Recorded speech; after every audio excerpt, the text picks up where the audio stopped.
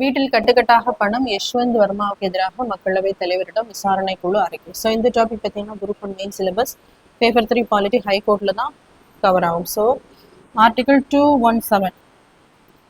So ஒரு ஹைகோர்ட்டினுடைய judges வந்து appointment பண்ணுறது, அதே மாதிரி ரிமூவல் ப்ராசஸ் எல்லாமே இந்த ஆர்டிகிள் 217 தான் நம்ம கான்ஸ்டியூஷன் வந்து எழுதப்பட்டிருக்கு.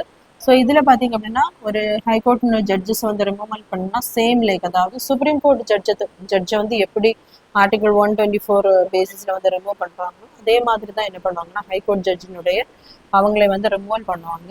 அதற்காக ஆர்டிகிள் 218 வரும். அதாவது ஆக்சுவலி ஆர்டிகிள் 124 வந்து சுப்ரீம் கோர்ட் ஜட்ஜஸ் எப்படி ரிமூவல் பண்ணணும் அப்படிங்கிற அந்த ப்ரொவிஷன்ஸ் தான் மென்ஷன் பண்ணிருக்கோம். So based on misbehaviour and incapacity. So அதற்காக என்ன வழிமுறைகள் அப்படிங்கிறது சொல்லப்பட்டிருக்காது. அதுக்காக சுப்ரீம் கோர்ட்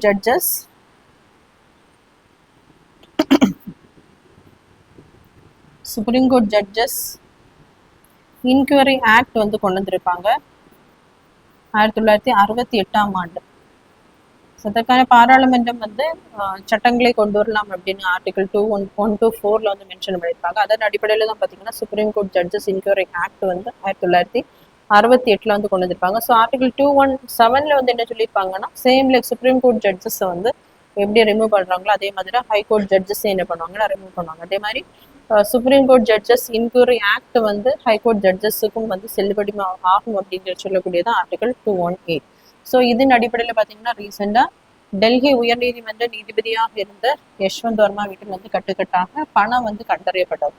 ஸோ இதற்காக பார்த்தீங்க அப்படின்னா அவர் மேலே அந்த பதவி நீக்க நடைமுறைகள் வந்து கொண்டு வந்திருப்பாங்க. அதற்கான ப்ரொவிஷன்ஸ் பார்த்தீங்க அப்படின்னா லோக்சபாவில் இனிஷியேட் பண்ணணும் அப்படின்னா அதற்காக 100 மெம்பர்ஸோட அனுமதி வேணும். அதுவே ராஜ்யசபாவாக இருந்தால் அதில் 50 மெம்பர்ஸோடைய அனுமதி வேணும். ஸோ லோக்சபான்னு பார்த்தீங்க அப்படின்னா ஸ்பீக்கர் கிட்ட அதனுடைய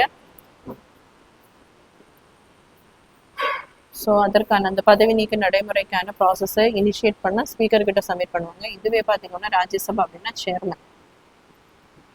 ஸோ இதை வந்து அட்மிட் பண்ணணுமா இல்லைன்னா அதை வந்து டிஸ்மிஸ் பண்ணணுமா அப்படின்னு முடிவு பண்ணக்கூடியது வந்து ஸ்பீக்கர். ஸோ அவர் வந்து ஃபர்தராக அப்படியே ப்ரொசீட் பண்ணணும் அப்படிங்கிறத முடிவு பண்ணார் அப்படின்னா அதற்காக ஒரு 3 மெம்பர் கமிட்டியை வந்து என்ன பண்ணுவாங்க அப்படின்னா அப்பாயின்மெண்ட் பண்ணுவாங்க. ஸோ இதில் இருக்கக்கூடிய மெம்பர்ஸ் ஃபஸ்ட்டு பார்த்தீங்கன்னா சுப்ரீம் கோர்ட் ஜட்ஜஸ் இல்லைன்னா சீஃப் ஜஸ்டிஸ் இருப்பாங்க. அதுக்கப்புறமா ஹைகோர்ட் ஜட்ஜ் இதில் இருப்பாங்க. நெக்ஸ்ட் பார்த்தீங்கன்னா ஒரு எமினன்ட் ஜூரிஸ்ட் வந்து